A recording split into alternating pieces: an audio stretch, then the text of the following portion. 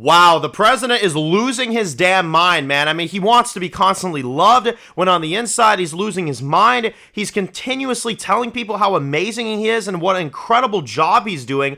And on top of that, he's going after the same enemies and saying he's going to do all these things when really he can never take them down. Oh, these writers really don't give a shit, do they?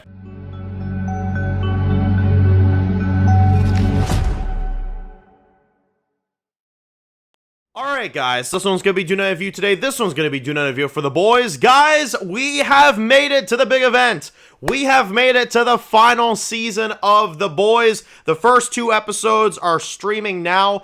Definitely go and check these ones out. My God, y'all, I have been so excited to cover this season. Ever since, we heard that the show is ending, I have been anticipating how this is going to wrap up, how they're going to do all this stuff, and there is still 6 more episodes to go before we see how this bad boy ends, but they did release the first 2 episodes, so we're going to cover these in the first, in this review here, obviously, and then week to week it'll be episodic reviews. Figured I'd kind of put these together and kind of discuss them as we go. Overall, though, what did I think of the beginning of the final season of The Boys? Well, did you fuck me? I thoroughly enjoyed it. I really did. I thought it was really good. I had minimal issues with primarily the second episode. I had a bit of a kind of a big flaw, which we'll, kind of get into. But aside from that, I thought this was entertaining. I thought this was fun. It gave us all those nice character moments that The Boys always does great. All I really remember is just, dicks. There was a lot of dicks.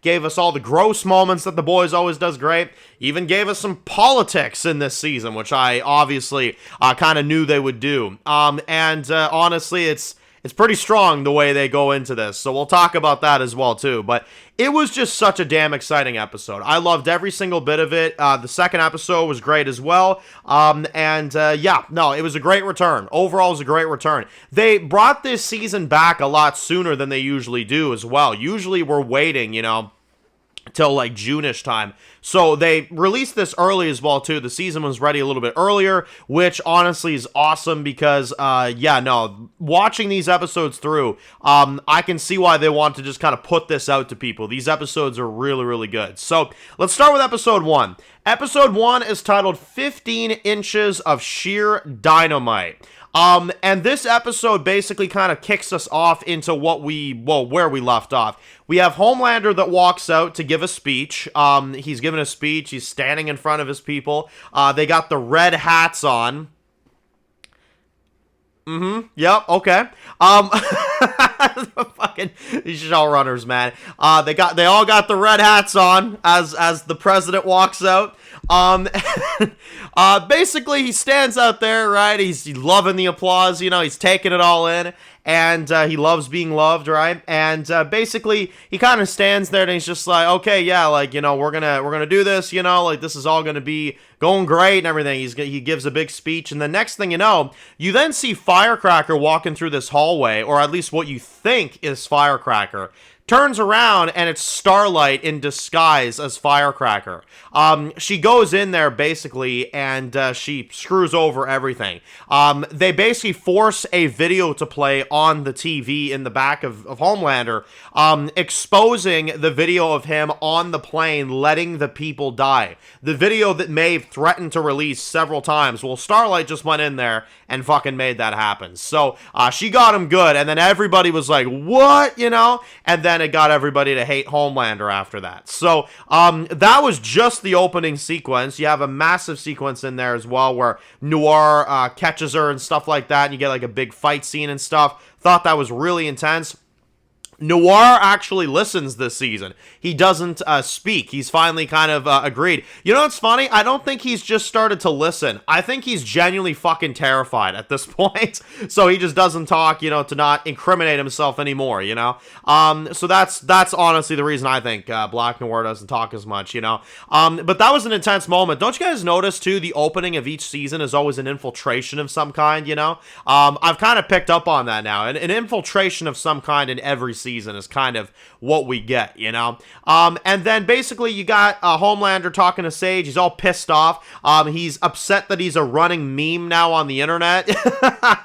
And he's upset that, you know, people are laughing at him and stuff like that. I'm like, this is too close to shit I've seen in real life, y'all. This is fucking crazy. Well, basically, you have Homelander that's all upset, crying about it, you know what I mean? You get Ashley that goes out to the press as well, and she's very matter-of-fact, you know? And she's like, oh, okay, yeah, make it quick. Okay, your question first, you know?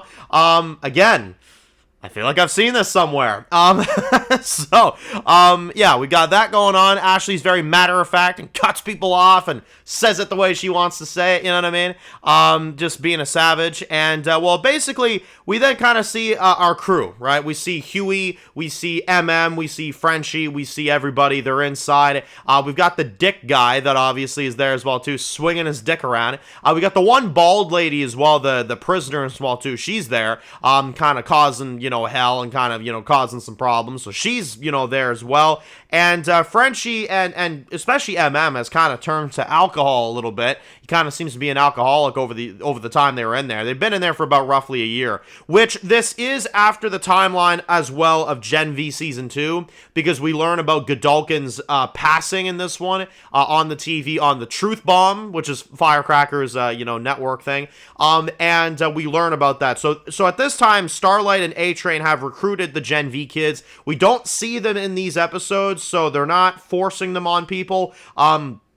But we know they appear at some point this season, so we'll have to see when they get involved. I'm actually quite excited to see when they get involved, but we haven't quite gotten there yet. Now, we see them in the prison. I mean, you got, like, you know, Huey talking to that one lady, and I actually found this scene really funny where he was like, yeah, like, he kind of lists all the things he's been through, you know? Like, he's been like, yeah, I've been by exploding heads, and I had to put my ass down on a chocolate cake, and I had to do all this shit, you know? And the girl's just like, what?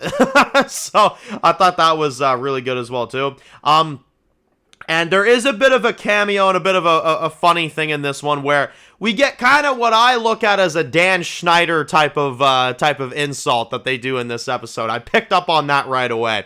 If anybody knows what happened with Dan Schneider, you know exactly what I'm talking about. Butcher kind of has to recruit this guy in this episode, and he kind of has to use this guy in order to kind of get into the facility, because they hear word that tonight they're going to execute Huey and the rest of our crew. So they have to go in and they have to do this thing. So you got Butcher, who has a quick reuniting scene with his dad. I'm unsure whether or not he killed him or not. It appears like he might have and gotten revenge for, you know, his dad being such a terrible guy. I'm not sure. I kind of thought it was a death at first, but I'm not 100% sure. I'm still not 100% sure if that's what that was. But he reunites with Starlight, and Starlight don't fucking like him at all, you know? She's like, oh, yeah, I wish you were the one that was dead, you know what I mean? I wish you were the one that was captured, stuff like that. And then you get Kimiko, who Butcher also, you know, kind of comes after and tries to find, because she's got power, she can help them out, and she ended up getting separated from the rest of the prisoners. She wasn't captured like everybody else. She was in a different spot, so Butcher was able to kind of track her down and bring her in. And well, let me talk about one of the biggest highlights of these episodes is Kimiko talking. I mean, like, seriously, I never thought I would love this so much, but like her, you know, answering Butcher all the time and saying, fuck you, you know, is the greatest thing ever. She's a potty mouth, honestly. It was kind of funny because I've always watched the actress in interviews all the time, and she's like a chatterbox, you know, and that's not even an offense to her. She's a very, you know, nice person. She talks a lot, you know what I mean? And she's a great actress in real life. So seeing her in all these interviews over these years, and then watching her character now kind of be a chatterbox herself, is kind of a funny thing. So one of the best things they decided to do is to make her talk. I thought that was really cool. And that was definitely a really cool thing to kind of see. Now, in terms of kind of where the episode goes, this is really exciting because you've got Starlight, Butcher, and Kimiko that have to go in before the execution happens. You've got Homelander that on the Truth Bomb, you know, news later that day, make it seem like as if the plane video was actually AI, and they added fingers to Homelander in the video to make it look like as if it was AI and there was some kind of mishap, so that Homelander was framed and that plane video really did never happen. So he tried to cover his tracks, basically. That's what he essentially tried to do. So I thought that was all really, really hilarious, really fun kind of side stuff. Obviously, he's got Soldier Boy, who he doesn't take out of there just quite yet, but he's getting him prepared for what happens next. Now, this escape scene was amazing. You basically have the Deep that goes after A-Train in this one. A-Train is trying to obviously keep his brother safe. He's trying to keep his brother's family safe and his family in general, you know what I mean? And we know the hatred that they have for A-Train because, you know, he doesn't really, you know, do things the right way, and, you know, his brother doesn't, you know, really consider A-Train a hero and stuff. And, well, he finds him at this, you know, house on the beach, you know, where he's kind of kept safe for, you know, for now, from the Supes, and A-Train is kind of hiding him out there, you know what I mean? And you've got the Deep that kind of comes over and threatens his family, which I thought was insane. The Deep is such a loser and he's got such a stick up his ass for Homelander now, it's insane. Like, he fully drinks the Kool-Aid at this point, you know? And his new podcast with Noir was also something I noticed as well. That was hilarious. Noir doesn't speak, though. He just has little buttons to kind of respond to the Deep with whatever he says, you know? Yeah, the podcast was hilarious. He calls himself Sigma in this episode, too. I'm like, what the fuck, y'all? The Deep is such a loser. I mean, he gets more loser-like as the time goes on. It's insane. But he faces off against A-Train, threatens his family, and I'm just like, motherfucker, you better not. And then I'm not going to lie, I was watching this episode with a few of my buddies, and about around the time that he threatened A-Train's family, I remember I was like, A-Train's fucking dead here, isn't he? He's going to fucking die. I felt it coming, I'm not going to lie, when they were doing the scenes, and I was like, wait a minute, why have we seen every scene of A-Train from the trailers already? Fuck, you know? And I was like, damn, wait a fucking minute, there's no way, you know what I mean? And then, well, essentially what ends up going down next is A-Train goes in there and saves the day while Butcher, Starlight, and Kimiko try to sneak in. They try to sneak in, it doesn't work. Homelander literally is right in there in the prison camp, kills several innocent people. There's blood all over the walls, and he looks at Huey and he's like, "Yeah, you smell like a strawberry shampoo, and you're a zesty little guy, you know." And I was like, "Oh my god." The way that they freaking write these dialogue for these characters, I just can't even.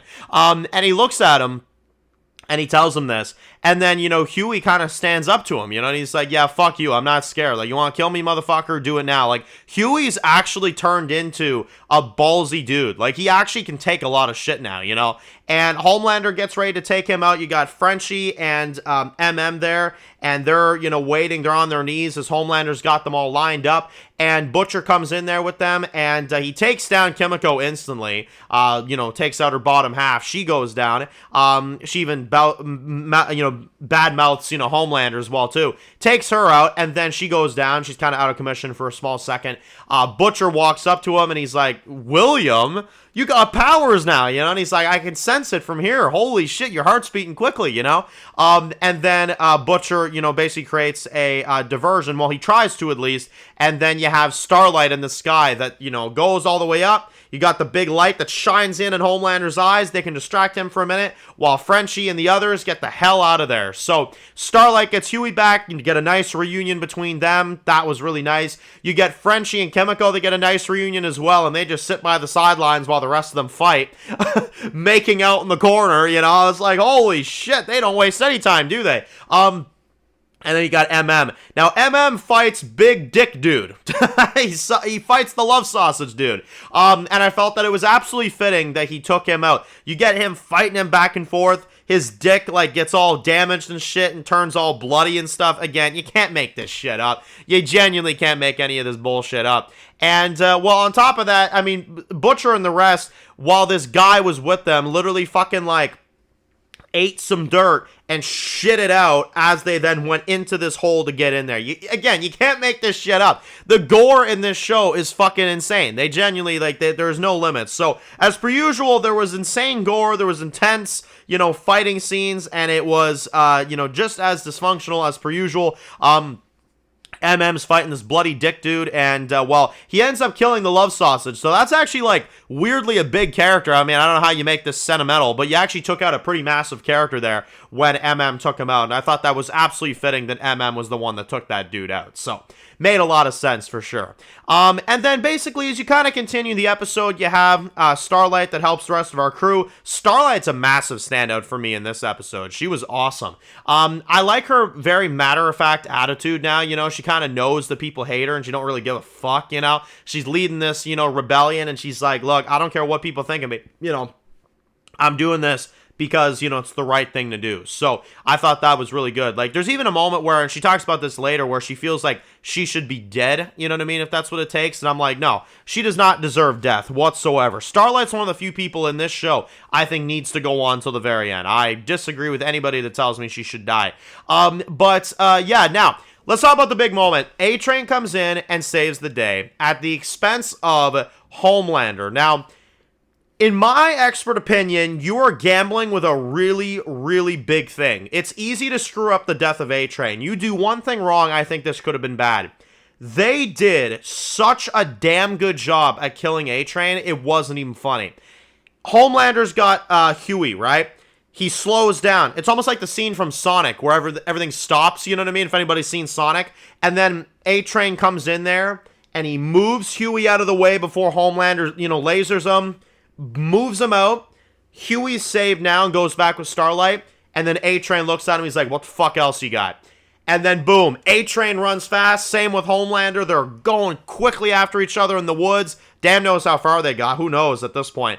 And then they stop. And A-Train stops and he says, I don't give a shit. You know what I mean? I saved them. Why was I so scared of you? Why? This entire time was I so afraid of you? You're nothing. You're pathetic. You're weak. Just fucking do it already. You know, like he looks at him with that full just get it done over, you know, get it over with, bitch. And he looks at Homelander, and Homelander ends up snapping his fucking neck. And, yeah, A-Train dies. A-Train dies just like that. Not before, though. When they were running, he saw a woman on the street. And this time, he managed to move her out of the way and keep going. So he didn't stop, but he didn't kill an innocent woman this time. Awesome, awesome reference. I mean, I don't know how much more perfect you could send A-Train off, honestly. Like, it's a big death. It's a risky one, but it was fucking perfect. I wouldn't change a thing about it. It was wonderfully done, and he made up for what he did in the end, in my opinion. And he died in a brutal way. And you know what I fucking like about this shit, y'all? I'm so passionate about this shit because I watched a lot of final seasons where they are too scared to kill characters off. They are too afraid to do anything like that. You guys know what shows I'm talking about. And this show did what those shows couldn't. First episode, big character death. The main villain is setting the stage to be an evil bastard, and we're getting to the point. 10 out of 10 first episode. I loved it. The end of A-Train was beautiful. Yes, I predicted it a little bit before, but I still thought it was amazing. And everything in it was great. You know, they get the crew out and, you know, Homelander's president. And, yeah, it's, I mean, all in all, it's incredible. Kimiko talks now, you know. I loved everything about it. I thought it was amazing. Now, episode 2. This one is called Teenage Kicks. Which is basically a bunch of teenagers doing commercials for Vought. They're hilarious. They're absolutely batshit crazy. If you go on some of their social media for the boys, you'll actually see, like, and, like, if you go on, like, the Vought account, you'll notice, like, they post a lot on there. They're very dysfunctional teenagers, but it is very funny. So if you want to check out some extra content, I guess maybe check out some of their commercials on Vought. It's very funny. That's what I love about the boys, is that they do extra content like that, you know, just kind of on the outside to make the show feel as real as possible, you know what I mean? Very funny. So, okay, this episode kind of goes into kind of the aftermath, basically. We have, the funeral for A-Train, which Homelander just completely lies and acts like as if he cared about him the entire time, of course. You get this new guy that comes in that's like all about like, oh, praise God and this and that. You got Firecracker. Yeah!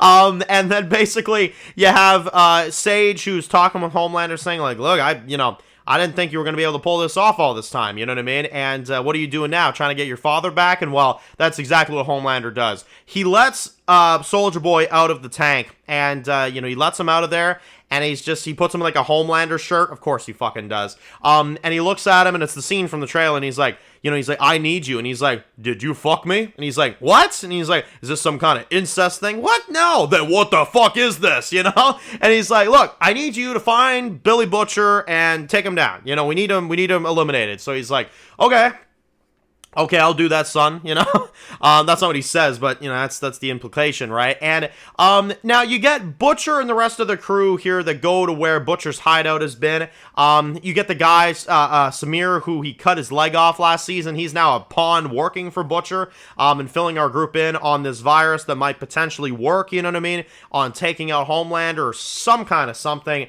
But again, they're in the early stages of it, and Frenchie's like, is that going to work? And Homelander's like, well, I guess, we'll have to wait and see, won't we? The only way to do it is, to kind of jump in and find out, Now, it was kind of cool to see Starlight kind of have a love scene with Huey. That was nice. I feel like we haven't seen that in a while, well, except for the Shapeshifter last season, but you get my point. Those two kind of reconnected a little bit. You also have Frenchie and Kimiko, who really got it on in this episode. They showed everything between them two. I was like, holy shit. Yeah, there you go. If any of the viewers were looking for a sex scene between the two of them, you got it. If any viewers were looking for Huey and Starlight to kind of reconnect, you got that as well. So, you got a few of those kind of scenes in between. They kind of slow down a bit because the first episode was kind of high tension, which I don't mind that they slowed down a bit, but I will say this is my one issue with episode 2 that I think kind of is a little bit different than episode 1. I really like episode 2, but I did find for a final season that only has 8 episodes, it was a little slower than I, would have liked.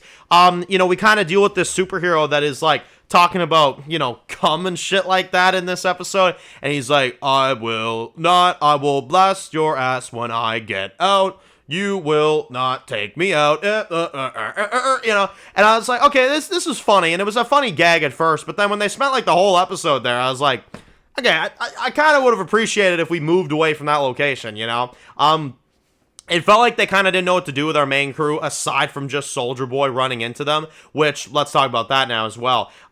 We find out here in this one that apparently Butcher did not tell Huey or the rest of the crew about Soldier Boy not being dead. He did not inform them on that whatsoever, which I actually didn't know, so that was kind of a plot twist for me as well. But then he comes in, they run as Butcher stands in front of, Soldier Boy. Soldier Boy tries to shoot him, and he's like, you're one of us now. And he's like, well, if you can't beat him, join him. Then fucking beat them. Which I thought was a great line as he then chucks a car his way. They're fighting back and forth. And I did find the fight scene was kind of weird, too, in some areas, because you had, like, Soldier Boy just kind of running after Butcher, you know what I mean? I don't know, some of it felt weird at times. I don't know, I might be the only one that kind of felt that, but I was watching it with a few buddies of mine, and I remember they were even saying, they're like, is it just me, or is this scene really awkward in some areas? I don't know why. It just did when you got, like, Soldier Boy running after him. It's like, he's right there. Couldn't you just... Okay. It's for TV, clearly. So they go in there, basically, and then you get, Huey and all the rest of them, they're on the inside. You still got the guy that's frozen stiff, and, well, essentially, you got some of the teenagers that are in there. Basically, they murder the one dude who's a piece of shit that was ripping people out of their homes and everything else, I was glad to see him die. He was a piece of shit, And essentially, well, they kind of fake us out here with Soldier Boy. They make us think that Soldier Boy is dead this episode, which I thought was just very odd, because even though I was pissed for a minute, I was like, you gotta be fucking kidding me. We just brought Soldier Boy back for one episode to kill him off? Hell no. Like, I was seriously thinking to myself, okay, I'm gonna flaw the shit out of that in the review. Luckily, they didn't do that, but they did fake him out till the very, very end of the episode. Homelander sees the body bag, and he's like, oh my god, no, he's dead. And he's like, the Deep, it should have been you fucking bastard. I love that. It's like, it should have been fucking you, And he's sitting there all emotional, and then, I like kind of when it's like, the song boots up, and it's like, I get knocked down, but I get up again, as Soldier Boy gets up from the body bag, and that's how they cliffhanger the episode. So I was like, okay. Lame as hell for a fake out. I didn't appreciate it. I felt like it was just in poor taste, bad timing, and to be honest, it was just dumb. Honestly, his fake out, didn't understand it whatsoever. I really didn't get why they did that, because I mean, they showed footage of him later on in the season too, so I was like, okay, like after a couple minutes I was like, wait a minute, there's other, footage of him. No, he can't be dead, so I think they failed in all cylinders when it comes to the advertising department and the just writing for that fake out in general. I just didn't think it made all that much sense.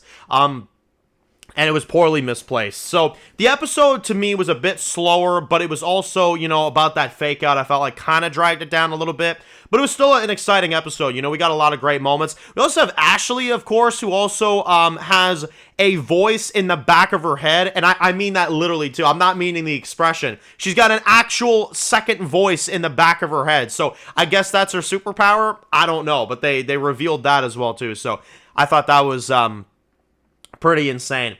But yeah, in terms of kind of where we go from here, it's tough to say, honestly. I mean, Soulja Boy's going to be, kind of on his own, probably. I feel like he's going to join Butcher again. That's my theory on this whole thing. But, then again, it's hard to say. So, in terms of episode 2, it was a lot slower, but I did still like it. I would give episode 2 a 8 out of 10. I thought it was really good, and the premiere obviously was 10 out of 10.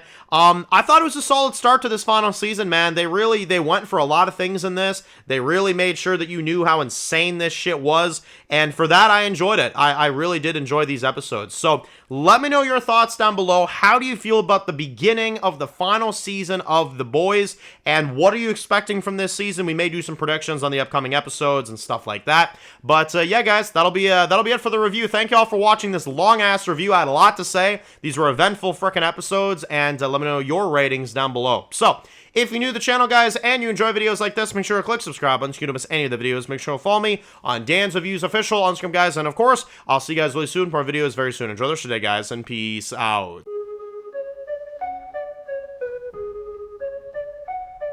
Born in the dark alleys, city of concrete. Dan's reviews blowing up, never taste defeat. Walking Dead dissected every plot twist beat. World gone mad, TV junkies need a treat. Typing up scripts, marathon through the night. His opinions hit harder than a street fight scene. Every episode, brain sharper than a knife. He's the beacon of critique, shedding TV light.